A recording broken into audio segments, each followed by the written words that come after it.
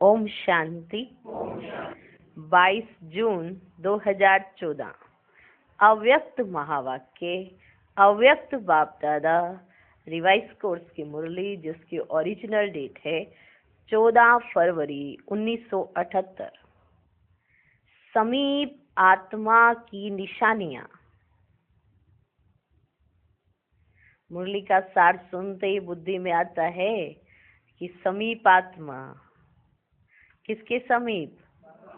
हाँ, बाप दादा के समीप। आत्माओं की निशानियां कैसे होंगी? कैसे पता पड़ेगा कि आत्मा समीप आत्मा है? तो चलो बाबा के महावाक्य डिटेल में सुनते पता पड़ेगा समीप आत्मा की निशानियां क्या होती है। स्वयं को सदा बाप दादा के साथ अर्थात सदा समीप अनुभव करते हो। बाप दादा के साथ सदा समीप अनुभव करते हो। समीप आत्मा की निशानी क्या होगी? जितना जो समीप होगा, जितना जो समीप होगा, हम सोचते हैं समीप माना जो बाबा के साथ साथ माना साकार में रहे वो ही समीप, या अव्यक्त पालना में भी जो साथ साथ है वो भी समीप हो सकते हैं। हो सकते हैं ना कि अव्यक्त माँ वाक्य हैं तो बाबा कहते जितना जो समीप होगा उतना स्थिति में, कर्तव्य में, गुणों में बाप समान।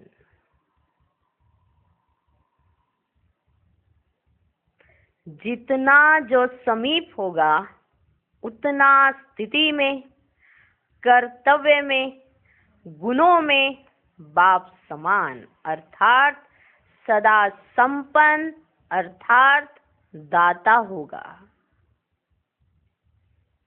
बाप समान अर्थात सदा संपन्न अर्थात दाता होगा। जैसे बाप हर सेकंड और संकल्प में विश्व कल्याणकारी है, वैसे बाप समान विश्व कल्याणकारी होगा। कौन? समीप आत्मा। विश्व कल्याणकारी का हर संकल्प हर आत्मा के प्रति, प्रकृति के प्रति शुभ भावना वाला होगा। जो विश्व कल्याणकारी होगा उसका हर संकल्प हर आत्मा के प्रति, प्रकृति के प्रति भी शुभ भावना वाला होगा। एक भी संकल्प शुभ भावना के सिवाय नहीं होगा। एक भी संकल्प शुभ भावना के सिवाय नहीं होगा।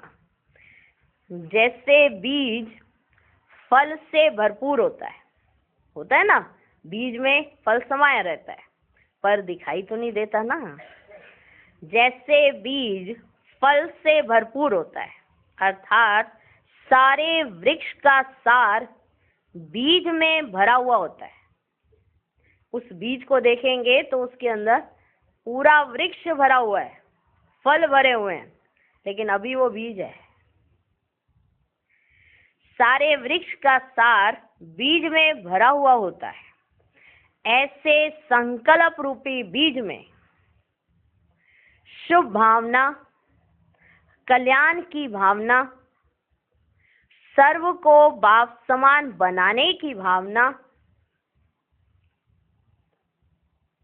निर्बल को बलवान बनाने की भावना, दुखी अशांत को स्वयं की प्राप्त हुई शक्तियों के आधार से सदा सुखी शांत बनाने की भावना, ये सर्व रस या सार हर संकल्प में भरा हुआ होगा।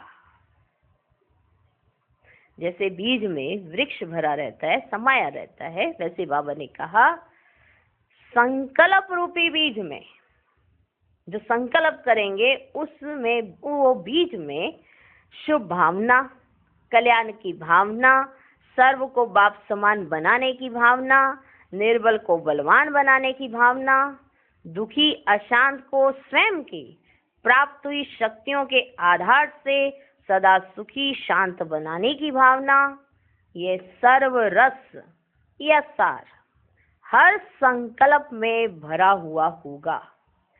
कोई भी संकल्प रूपी बीज इस सार से खाली या व्यर्थ नहीं होगा। उन आत्माओं का कोई भी संकल्प हो वो इनसे खाली नहीं होगा, इन सब बातों से।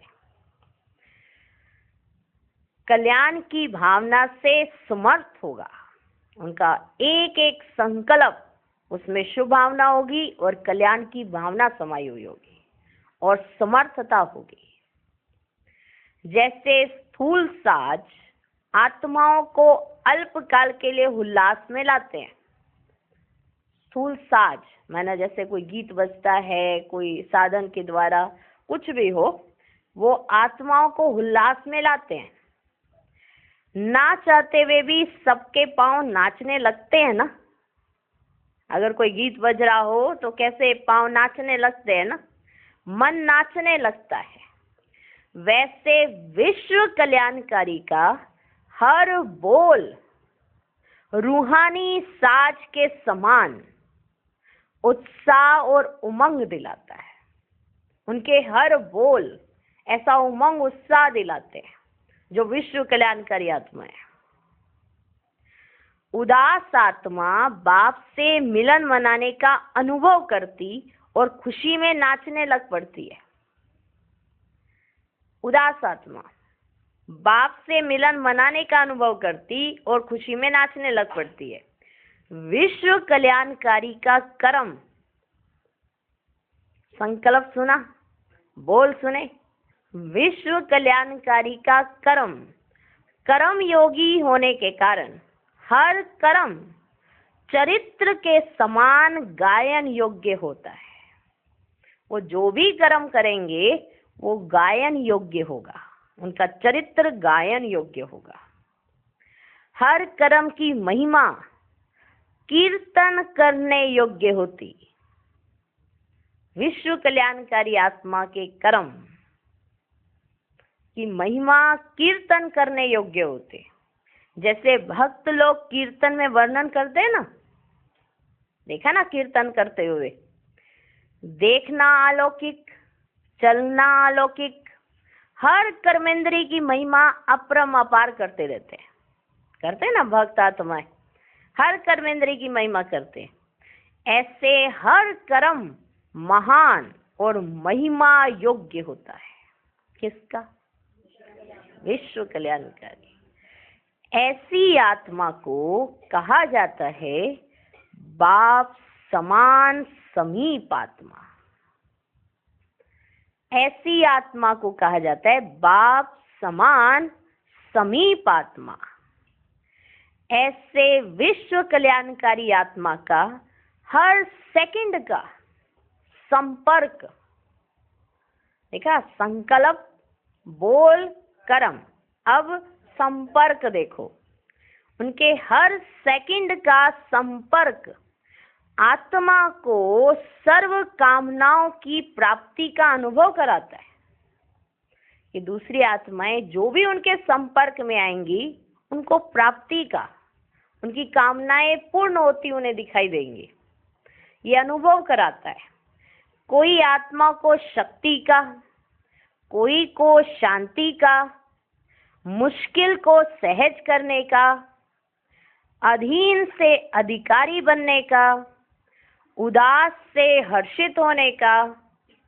इसी प्रकार विश्व कल्याणकारी महान आत्मा का संपर्क, जो संपर्क होता है विश्व कल्याणकारी आत्मा का, सदा उमंग और उत्साह दिलाता है। ये विशेषताएं बाप समान समीप आत्माओं की है और वो वही है जो विश्व कल्याणकारी है। बाप समान विश्व कल्याणकारी है तो उनके संकल्प, उनके बोल, उनके कर्म और उनका संपर्क कैसा होता होगा। जो भी उनके संपर्क में आएगा भले उसे किसी भी शक्ति की जरूरत हो, शांति की जरूरत हो, मुश्किल को सहज बनाने की जरूरत हो, अधीन से अधिकारी बनने की जरूरत हो, उदास से हर्षित होने की, उसके संपर्क से वो सदा उमंग उत्साह में रहेंगी आत्माएं। किसके संपर्क से? विश्व कल्याणकारी महान आत्मा के संपर्क से। परिवर्तन का अनुभव कराता है, परिवर्तन का अनुभव कराता है, छत्र छाया का अनुभव कराता है। सुना? माना दूसरी आत्माएं अपने आप में चेंज करने में मेहनत उनको नहीं लगेगी, उनके संपर्क से उनमें चेंज ऑटोमेटिक आने लगेगा। क्योंकि ऐसी आत्मा के संपर्क में रहना वो भी महानता है। तो सोचो, परिवर्तन का अनुभव कराता है, छत्र छाया का अनुभव कराता है। ऐसे विश्व कल्याणकारी अर्थात समीप आत्मा बनने वाले, विश्व कल्याणकारी अर्थात समीप आत्मा बनने वाले ऐसे कोई लगन में मगन रहने वाली आत्मा कहा जाता है। लगन में मगन रहने वाली आत्मा कहा जाता है। ऐसे बन रहे हो ना? इतनी बड़ी परिभाषा सुनी? हाँ, समीप आत्मा। हम सब सोच लेते हैं हम हैं बाबा के समीप। बाबा के समीप माना विश्व कल्याणकारी। विश्व कल्याणकारी माना उनके संकल्प कैसे होने चाहिए, उनके बोल कैसे होने चाहिए, उनके कर्म कैसे होने चाहिए, उनका संपर्क कैसा होगा। ऐसी आत्मा। तो बाबा कहते ऐसे बन रहे हो ना, क्योंकि ये तो सब बाबा ने परिभाषा तो बता दी कि समीप आत्मा की निशानी क्या होती है। सुन ली ना? तो फिर बाबा पूछेंगे भी तो सही ना कि ऐसे बन रहे हो ना। हाँ, सुना ना कैसे, कितनी डिटेल है। हाँ, कितना गुह्य है। समीपता का अर्थ साकार में साथ रहना नहीं, पास पास पास पास। समीपता इन कर्तव्यों में, इन गुणों में। जैसा बाप वैसे बच्चे दिखाई पड़े तो हर एक कहेगा, भले आप कहीं भी रह रहे होंगे, भले इस देश में भले विदेश में, वो भी समीप हो सकते हैं ना। जिनके अंदर ऐसे गुण है, ऐसा कर्तव्य समाया हुआ है और ऐसी स्थिति है, तो वो समीप हुए ना। समीप हुए ना। तो बाबा पूछ रहे हैं ऐसे अनुभव करते हो ना। लक्की तो सभी हो जो बाप ने अपना बना लिया। बाप ने बच्चों को स्वीकार किया अर्थात अधिकारी बनाया। ये अधिकार तो सबको मिल ही गया कि हम बाप के बन गए, ये अधिकार तो सबको मिल ही गया। लेकिन बाप के बन गए ये अधिकार तो मिल गया, अब दूसरा अधिकार वो कौन सा है? हाँ, ये अधिकार तो मिल गया कि बाप के बन गए, अधिकारी तो बन गए, लेकिन विश्व का मालिक बनने का अधिकार, देखो मेरा बाबा कहते हैं तो बच्चा तो बन गया, अब बारी आती है विश्व का मालिक बनने का अधिकार। विश्व कल्याणकारी बनने के आधार से होगा। विश्व का मालिक बनना है तो विश्व कल्याणकारी बनने के आधार से होगा। अब हर एक अपने आप से पूछो अपने आप से, अधिकारी बने हैं? राज्य भाग्य के अधिकारी बने हैं? तख्तनशीन बनने के अधिकारी बने हैं? या रॉयल फैमिली में आने के अधिकारी बने हैं? कौन बने हो? तख्तनशीन बनने के अधिकारी बने हो कि आप बाप के तख्त पर बैठो, या रॉयल फैमिली के अधिकारी बने हो वो तो फिर हाँ। एक है तख्त पे बैठने वाला बच्चा, एक है आगे आगे चल के फैमिलीज हैं, जैसे कजन होते हैं ना हाँ, ये कजन ब्रदर है, ये कजन सिस्टर है, एक है रियल। फर्क तो होता है ना। हाँ, तो रॉयल फैमिली के अधिकारी बने हैं या तख्त नशीन बने हैं? बनना तो सबको तख्त नशीन ही है। हाँ, तो सोच रहे प्रश्न पूछे हैं बाबा ने। तो विदेश के बच्चे बाबा के सामने बैठे हैं, तो बाबा ने पूछा, विदेशी आत्माएं अपने को क्या समझती हैं, तख्त नशीन या रॉयल फैमिली के अधिकारी? है ना, विदेशी आत्माएं इस बाबा के सन्मुख बैठी है, तो बाबा ने पूछ लिया, विदेशी आत्माएं अपने को क्या समझती है, सब राज्य करेंगे या राज्य में आएंगे? देखो लाइन एक ही है लेकिन बड़ा गहरा राज है। सब राज्य करेंगे या राज्य में आएंगे?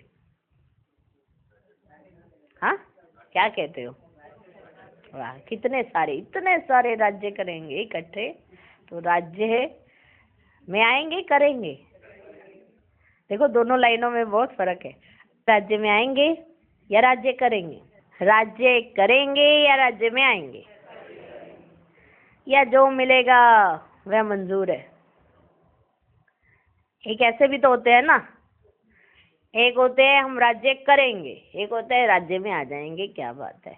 एक होते हैं अरे चलो छोड़ो, जो मिलेगा सो ठीक, ना मिलने से तो थोड़ा मिलना ही अच्छा है। ऐसे भी सोच वाले होते हैं, ऐसा तो नहीं जो मिलेगा वह मंजूर है।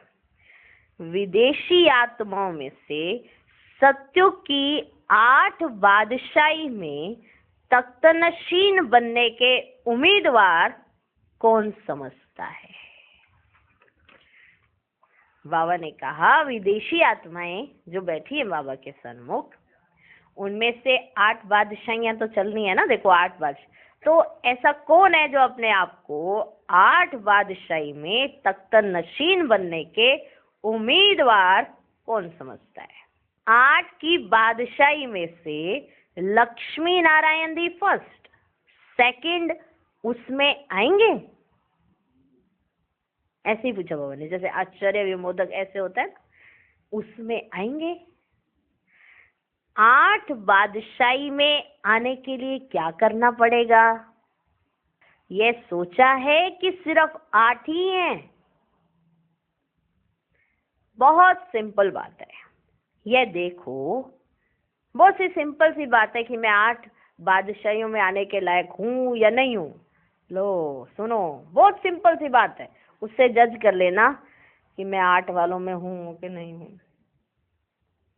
सुनाए, बहुत एक सिंपल सी बात है। बाबा ने इतनी सिंपल बात इतने सिंपल तरीके से कह दी और सारे के सारे बादशाह बनने वाले बादशाही के नशे में बैठ गए। क्या कहेंगे? बहुत एक सिंपल सी बात है, सुने, जिससे आपको पता चल जाएगा कि आप 8 बादशाहियों में आएंगे कि नहीं आएंगे। चलो, बहुत सिंपल बात है। यह देखो कि हर समय हर परिस्थिति में अष्ट शक्तियां साथ साथ इमर्ज रूप में होती हैं। कोई भी परिस्थिति आती है, कोई भी समय में कोई परिस्थिति आई, तो अष्ट शक्तियां साथ साथ इमर्ज रूप में होती हैं। अगर 2-4 शक्तियां हैं और एक भी शक्ति कम है, अष्ट शक्तियां मालूम है ना कौन कौन सी हैं? जैसे कि मान लो 2-4 शक्तियां तो हैं आपके पास और एक शक्ति में थोड़ा कमी है, तो अष्ट बादशाहियों में नहीं आ सकते। बहुत सी सिंपल सी बात है। अष्ट शक्तियां मालूम है सबको? पता है सबको? पक्का? तो अभी देख लो, ये अष्ट शक्तियां हैं। अगर 2-4 तो अच्छी हैं और एक में थोड़ी कमी है तो आप अष्ट बादशाहियों में नहीं आ सकते। अष्ट शक्तियों की समानता हो और एक ही समय अष्ट ही शक्तियां इमर्ज चाहिए। ऐसा नहीं कि समाने की शक्ति है, सहन करने की शक्ति नहीं, हाँ, परखने की शक्ति नहीं, निर्णय करने की शक्ति नहीं, सामना करने की शक्ति नहीं, बाकी सारी शक्तियां हैं। बस एक में थोड़ा सा हम कमजोर हैं, हमसे सहन नहीं होता है। तो जब सहन नहीं होगा तो समा नहीं सकेंगे। सिंपल सी बात है ना। तो हर शक्ति एक दूसरे से जुड़ी हुई है। अगर परखने की शक्ति होगी तो निर्णय करने की शक्ति भी होगी, और अगर परख ही नहीं सकेंगे तो निर्णय भी नहीं कर सकेंगे। तो अष्ट शक्तियां इमर्ज रूप में रहें। तो एक बार बीच बीच में चेकिंग करते रहना चाहिए कि 8 शक्तियां इमर्ज रूप में रहती भी हैं, या जब भी जरूरत पड़ते हैं तो कहते हैं आ शक्ति आ, और आ दूसरी जाती है। चाहिए सहन शक्ति आ जाती है, सामना करने की शक्ति। हाँ, तो ये देखना पड़ेगा। बिना परखे ही निर्णय कर लिया तो धोखा खा लेंगे। परखो और फिर निर्णय करो।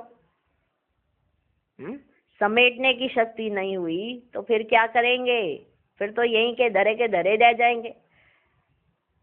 तो अष्ट शक्तियां इमर्ज रूप में चाहिए। ऐसे भी नहीं कि सहन शक्ति 100% लेकिन निर्णय शक्ति 60% या 50% है। क्योंकि अगर सहन शक्ति आपके अंदर है तो आपके अंदर निर्णय करने की शक्ति भी आनी चाहिए। मान लो सहन ही किए जा रहे और निर्णय नहीं ले पा रहे, तो फिर दोनों में समानता चाहिए, अर्थात परसेंटेज फुल चाहिए। तब ही संपूर्ण राज गद्दी के अधिकारी होंगे। ये 8 बादशाहियों की बात हो रही है। तब ही संपूर्ण राज गद्दी के अधिकारी होंगे। अब बताओ क्या बनेंगे? अब बताओ क्या बनेंगे? सारे जैसे ही सुनते हैं ना 8 बादशाहियां, सारों ने हाथ खड़ा कर दिया होगा। हाँ बाबा, लॉटरी लग रही है, फटाफट ले लो। पर 8 बादशाहियों की क्वालिटी कैसी होगी वो भी तो पता होना चाहिए ना। 8 बादशाहियां, उसमें आने वाली आत्माओं की क्वालिटी कैसी होगी तो चेक तो करना पड़ेगा। चेक करके चेंज कर लें, हो सकता है फिर आ भी जाए। क्या समझते हो? अब बताओ क्या बनेंगे? अष्ट लक्ष्मी नारायण के राज्य या तख्त के अधिकारी बनेंगे?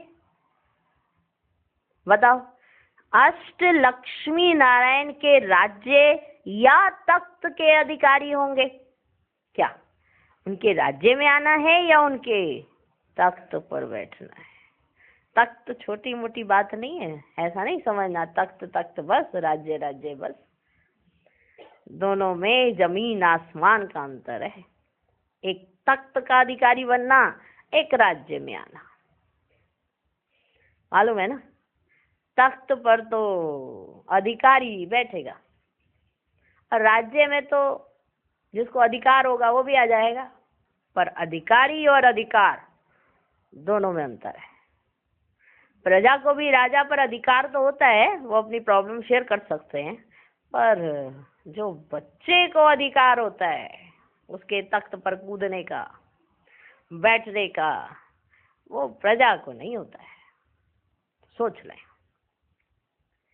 विदेशी आत्माओं में उमंग और हिम्मत अच्छी है। हिम्मते बच्चे मद दे बाप। हाई जंप का सैंपल बन सकते हैं, लेकिन यह सब बातें ध्यान में रखनी पड़ेंगी। विशेष आत्माएं हो तब तो बाप दादा भी जानते हैं। रेस में नंबर 1 दौड़ लगाने वाले, ऐसे उमंग उत्साह वाले दूर रहते भी समीप अनुभव करने वाले ऐसी आत्माएं भी हैं जरूर। भले वो दूर हैं लेकिन वो समीपता का अनुभव करती हैं, ऐसी आत्माएं भी हैं जरूर। अब स्टेज पर प्रैक्टिकल में अपना पार्ट बजाओ, प्रैक्टिकल में करके दिखाओ। पुरुषार्थ को आगे बढ़ाना है। फर्स्ट नंबर की विशेषता क्या है? उसी प्रमाण अपना पुरुषार्थ करना है। हर कर्म में चढ़ती कला हो, हर कर्म में चढ़ती कला हो। जो भी कर्म करें उसमें चढ़ती कला का एग्जाम्पल बने। अच्छा, अफ्रीका पार्टी से सब तीव्र पुरुषार्थी होना। तीव्र पुरुषार्थी अर्थात सोचा और किया, सोचा और किया। सोचने और करने में अंतर नहीं। जैसे कई बातों में प्लान बहुत बनाते हैं, प्रैक्टिकल में अंतर हो जाता है। तो तीव्र पुरुषार्थी जो होगा वह जो प्लान बनाएगा वही प्रैक्टिकल होगा। जो तीव्र पुरुषार्थी होगा, जो प्लान बनाएगा वो प्रैक्टिकल होगा। तो ऐसे तीव्र पुरुषार्थी हो ना। पराया राज्य होने के कारण परिस्थितियां तो आपके तरफ बहुत आती हैं, क्योंकि राज्य पराया है तो परिस्थितियां तो बहुत आती हैं। लेकिन जो सदा बाप के साथ है उसके आगे परिस्थिति भी स्वस्थिति के आधार पर परिवर्तन हो जाती है। जो बाप के साथ सदा है उसके आगे ये परिस्थिति क्या है? परिस्थिति भी स्वस्थिति के आधार पर परिवर्तन हो जाती है। पहाड़ भी राई बन जाता है। ऐसे अनुभव करेंगे जैसे कई बार ये सब बातें पार कर चुके हैं, नथिंग न्यू। ऐसे अनुभव करेंगे कि ये जो बातें आ रही हैं, मानव परिस्थितियां जो आ रही हैं, जो भी बातें आ रही हैं, ये कई बार हमने पार की हैं। नथिंग न्यू, कुछ भी नया नहीं है। नई बातों में घबराना होता है। कोई नई बात होती है तो घबराहट होती है ना, कैसे करेंगे कैसे करेंगे। जो बार बार कर चुके हो उसमें कैसे करेंगे ये तो सवाल ही पैदा नहीं हो सकता। नई बातों में घबराना होता है, लेकिन नथिंग न्यू। ऐसा अनुभव करने वाले सदा कमल पुष्प के समान रहते हैं।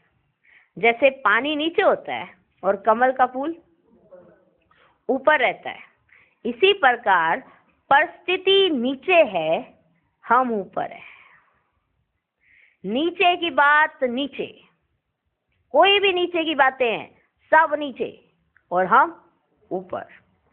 कभी कोई बात आवे तो सोचो बाप दादा हमारे साथ है। कोई भी बात आवे कभी भी तो यही सोचो बाप दादा हमारे साथ है। ऑल माइटी के आगे कितनी भी बड़ी परिस्थिति चींटी के समान है।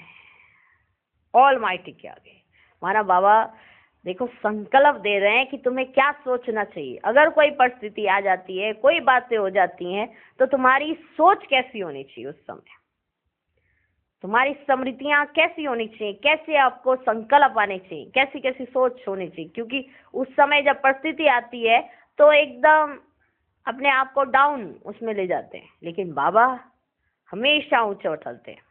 जब भी परिस्थिति आए तो कहना हमारे साथ बाप दादा है।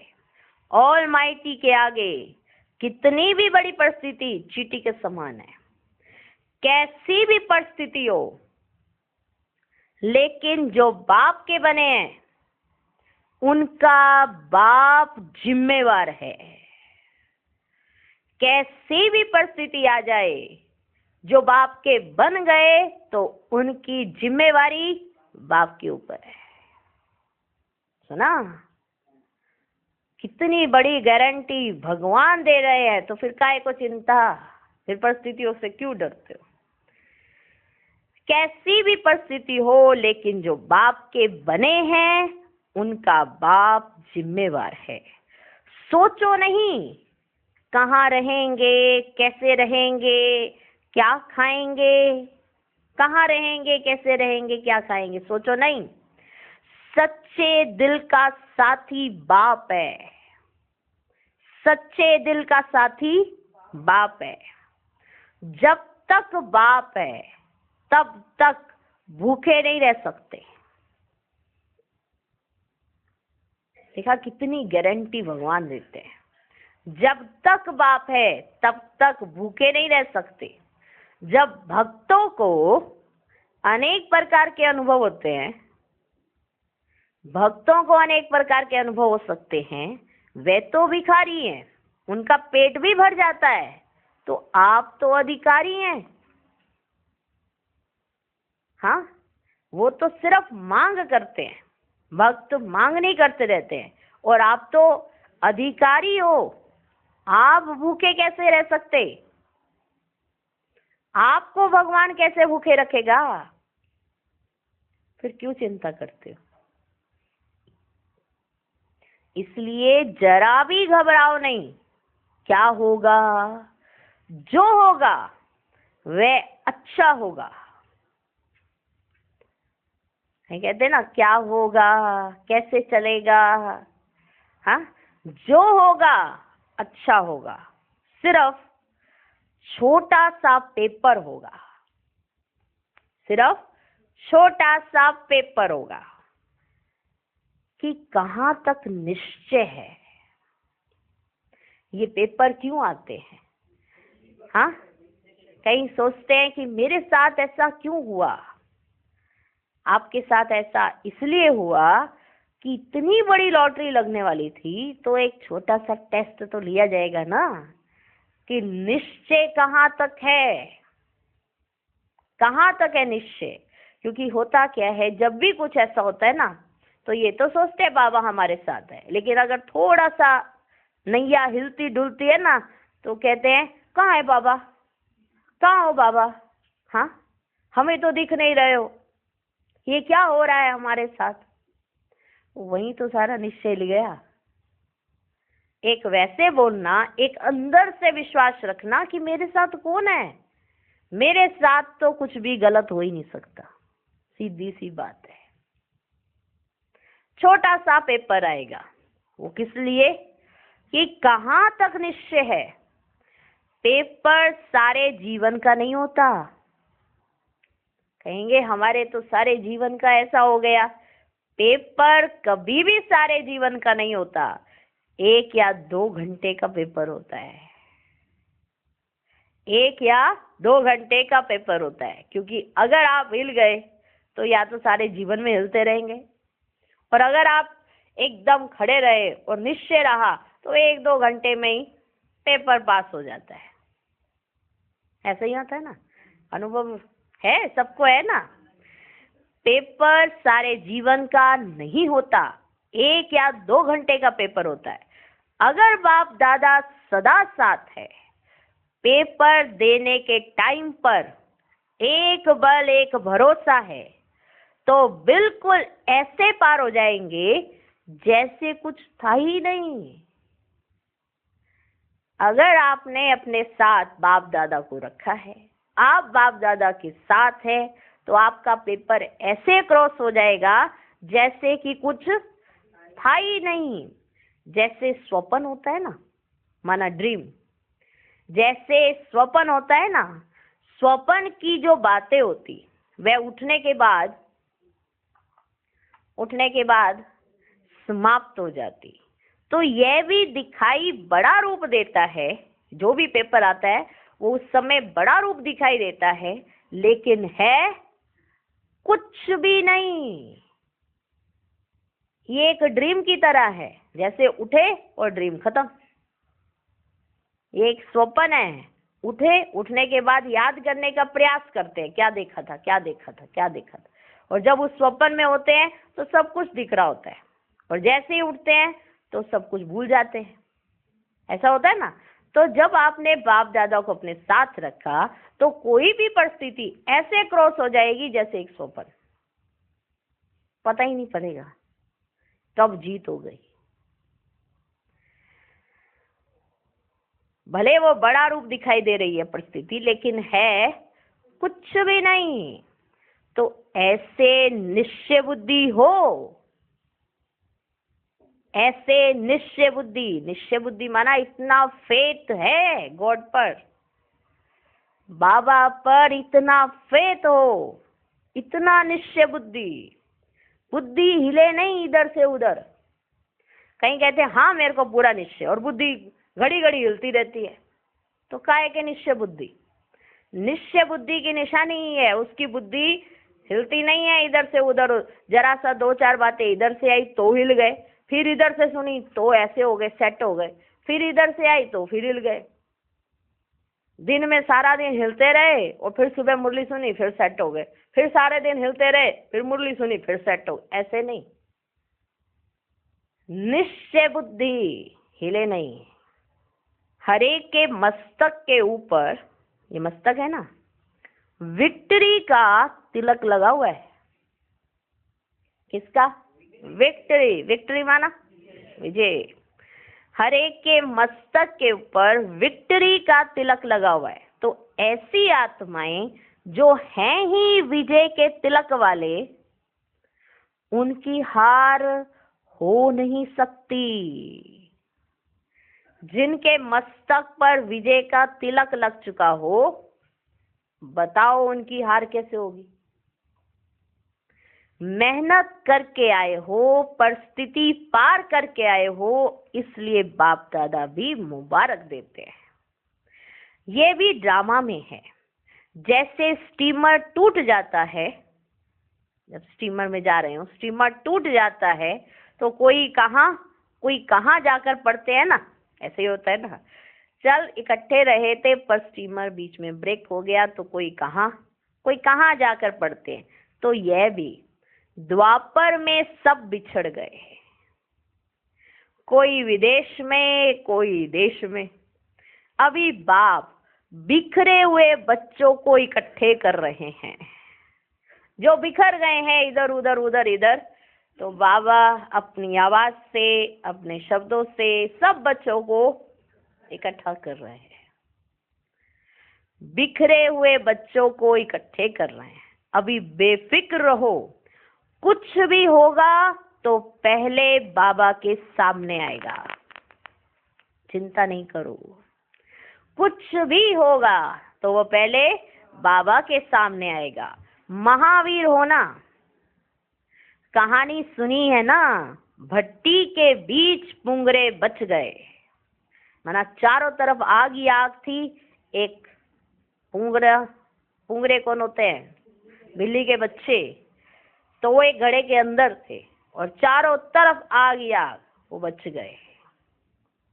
तो चारों तरफ खूब, पराई दुनिया में है ना, चारों तरफ विनाश की अग्नि जल रही है, चारों तरफ और अंधियारा हुआ पड़ा है, फिर भी जो बाप दादा के साथ है वो बच जाते हैं। क्या भी हो, लेकिन आप सेफ हो। सिर्फ माया प्रूफ की ड्रेस पड़ी होनी चाहिए, जो आपने ड्रेस पहनी होनी चाहिए ना, वो माया प्रूफ है ना, सही है ना। आप सेफ हो, सिर्फ माया प्रूफ की ड्रेस पड़ी होनी चाहिए। ड्रेस तो सदा साथ रहती है ना माया प्रूफ की। प्लेन में भी देखो, इमरजेंसी में प्लेन में जा रहे हैं, ठीक है, तो इमरजेंसी में ड्रेस देते हैं ना ड्रेस, कि कुछ हो तो ये पहन लेना। अगर प्लेन क्रैश हो गया, कुछ ऐसा हो गया, तो हर पैसेंजर को ड्रेस दी जाती है, पता है, कि कुछ हो तो ये पहन लेना। तो आपको बहुत सहज साधन मिला है। एक एक रतन वैल्यूबल है, क्योंकि अगर वैल्यूबल रतन नहीं होते तो कोटों में कोई आप ही कैसे आते।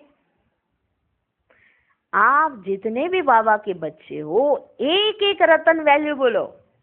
अगर वैल्यूबल नहीं होते तो इतनों में से आप कैसे आते? इतनी सारी दुनिया में से आप कैसे चुने जाते? जिसको दुनिया अपनाने के लिए तड़प रही है, उसने मुझे अपना लिया। जिसको दुनिया अपनाने के लिए तड़प रही है, उसने मुझे अपना लिया। 1 सेकंड के दर्शन के लिए दुनिया तड़प रही है। सिर्फ 1 सेकंड का दर्शन करा दे कोई, वो तड़प रही है दुनिया। आप तो बच्चे बन गए, तो कितना नशा, कितनी खुशी होनी चाहिए। सदा मन खुशी में नाचता रहे। वर्तमान समय की खुशी का नाचना, जब संगम पर आप खुशी में नाचे हो ना, तो भविष्य चित्र में भी दिखाते हैं। श्री कृष्ण को सदैव डांस के पोज में दिखाते हैं ना, वो उसकी खुशी का डांस है, जो संगम पर सदा खुश रहा। ब्रह्मा बाबा सदा खुश रहे, कोई भी परिस्थिति आ जाए, कोई भी बात आ जाए, उसमें भी एंजॉय, उसमें भी मजा। इसलिए श्री कृष्ण को हमेशा डांस के पोज में दिखाते हैं, पर अकेले नहीं दिखाते हैं, साथ में रास गोप गोपियां भी साथ होनी चाहिए। ठीक है, इसलिए ब्रह्मा बाबा भी खुश होते थे तो सब बच्चों को भी खुश करते थे। श्री कृष्ण को सदैव डांस के पोज में दिखाते हैं ना, जैसे बाप जैसा कोई नहीं, जैसे बाप जैसा कोई नहीं, वैसे आपके भाग्य जैसा और कोई भाग्यशाली नहीं। जैसे आप सभी बच्चे कहते हो बाप जैसा कोई नहीं, बाबा आपके जैसा कोई नहीं, तो बाप कहते वैसे ही आपके भाग्य जैसा और कोई भाग्यशाली नहीं। अच्छा, जो नहीं पहुंच सके हैं, उन्हों को भी बहुत बहुत याद देना। बाप दादा का स्नेह अवश्य समीप लाता है। बाबा से प्यार है तो वो नजदीक आ ही जाएंगे। बाप दादा का स्नेह अवश्य समीप लाता है।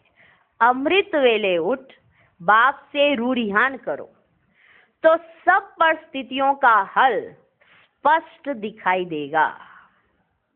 अमृत वेले उठो और बाबा से रूढ़ियान करो, माना बात करो बाबा से, तो कोई भी परिस्थिति, जो आप जिस परिस्थिति में हो, उसका हल आपको दिखाई देगा। कोई भी बात हो, उसका रिस्पॉन्स रूढ़ियान में मिल जाएगा। कोई भी बात हो गई है तो उसका रिस्पॉन्स आपको रूढ़ियान में, माना बातचीत में, बाबा के साथ बातचीत में मिल जाएगा। मधुबन वरदान भूमि से विशेष यह वरदान लेकर जाना, तो और भी लिफ्ट मिल जाएगी। जब बाप बैठे हैं बोझ उठाने के लिए, तो खुद क्यों उठाते? जब बाबा बैठे हैं बोझ उठाने के लिए, तो खुद क्यों उठाते? जितना हल्का होंगे उतना ऊपर उड़ेंगे। अनुभव करेंगे कि कैसे हल्के बनने से ऊंची स्टेज हो जाती है। बाप को जान लिया, पा लिया, इससे बड़ा भाग्य तो कोई होता ही नहीं है। कहीं कहते ना मेरे भाग्य में ये नहीं, मेरे भाग्य में ये नहीं। जब आपने बाप को जान लिया, पा लिया, तो इससे बड़ा भाग्य तो कोई होता ही नहीं है। घर बैठे बाप मिल गया। बाप नहीं आकर जगाया ना, बच्चे उठो। बाप ने ही तो आकर जगाया ना कि बच्चे उठो। देश कोई भी हो, लेकिन स्थिति सदा बाप के साथ रहने की हो। चाहे देश से दूर हैं, माना विदेश में रह रहे हैं, भले देश में ही कहीं भी रह रहे हैं, लेकिन बाप के साथ रहने वाले नजदीक से नजदीक हैं। जो बाबा के साथ रहते हैं वो नजदीक से नजदीक हैं। कुमारियां निर्बंधन हैं। किस लिए? सेवा के लिए। किस लिए? सेवा के लिए। ड्रामा में यह भी एक लिफ्ट है। इस लिफ्ट का लाभ लेना चाहिए। क्या लेना चाहिए? लाभ।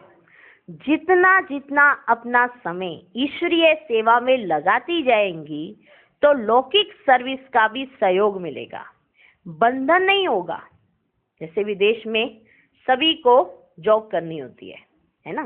तो बाबा ने कहा जितना अपना समय ईश्वरीय सेवा में लगाती जाएंगी तो लौकिक सर्विस का भी सहयोग मिलेगा, बंधन नहीं लगेगा। कुमारियां बाप को अति प्रिय हैं, क्योंकि जैसे बाप निर्बंधन है ना, वैसे कुमारियां हैं। तो बाप समान हो गई ना, जैसे बाबा निर्बंधन ऐसे कुमारियां भी निर्बंधन, तो बाप समान हो गई ना। अच्छा, टिनिडियान गयाना जगह का नाम है। वरदान भूमि में आकर अनेक वरदानों से स्वयं को संपन्न बनाया। मधुबन है ही कमाई से झोली भरने का स्थान। मधुबन आना अर्थात अपने को वर्तमान और भविष्य के अधिकारी बनने का स्टैंप लगाना। अधिकारी बनने का साधन है माया की अधीनता को छोड़ना, तो अधिकारी हो ना। अच्छा, कनाडा से बाबा ने क्या कहा, कनाडा ने कितने रत्न निकाले हैं, कितने रत्न निकाले हैं। क्वांटिटी नहीं तो क्वालिटी तो है। जब एक दीपक से दीपमाला हो जाती है तो एक से इतने तो बने हैं ना। इसलिए एक एक को समझना चाहिए कि मुझ एक को अनेकों को संदेश देकर माला तैयार करनी है। जो भी संपर्क में आए उन्हें बाप का परिचय देते चलो, तो कोई ना कोई निकल आएगा। हिम्मत नहीं हारना कि कोई निकलता ही नहीं, निकलेंगे। कोई कोई धरनी फल थोड़ा देरी से देती है, कोई जल्दी से। इसलिए जहां भी ड्रामानुसार सेवा के निमित्त बने हो तो जरूर कोई रतन है, तभी निमित्त बने हो। जरूर कोई रतन है वहां, तभी निमित्त बने हो।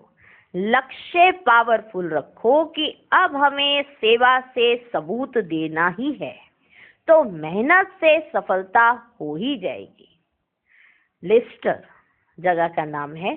तो बाबा ने कहा सदा अतीन्द्रिय सुख में झूलने वाले हो ना। बाप मिला, सब कुछ मिला। इसी स्मृति से अतीन्द्रिय सुख की अनुभूति ऑटोमेटिकली हो जाएगी। दुख की अविद्या, दुख की अविद्या माना नॉलेज ही नहीं है दुख क्या चीज होती है। दुख की अविद्या, दुख का नामो निशान नहीं।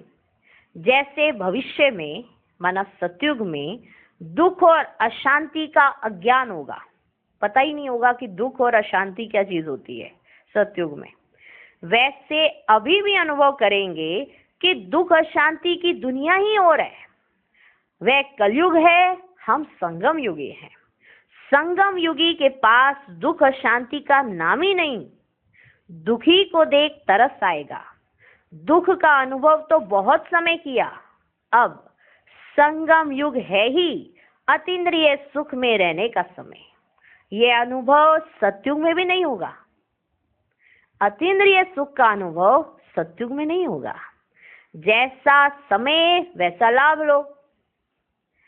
सीजन है अतीन्द्रिय सुख पाने की, तो सीजन में ना पाया तो फिर कब पाएंगे। सीजन है अतीन्द्रिय सुख पाने की, अगर सीजन में सुख ना पाया तो फिर कब पाएंगे।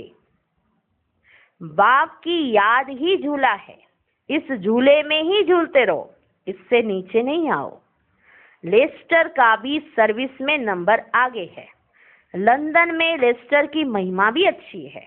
रहम दिल हैं जो हम जीन्स को बढ़ाते जाते। कुमार कुमारियां युगल सब वृद्धि को पाते जा रहे हैं। रिजल्ट अच्छी है, लेकिन और भी बढ़ाओ। ऐसी संख्या बढ़ जाए जो जहां देखो वहां ब्राह्मण ही दिखाई दे।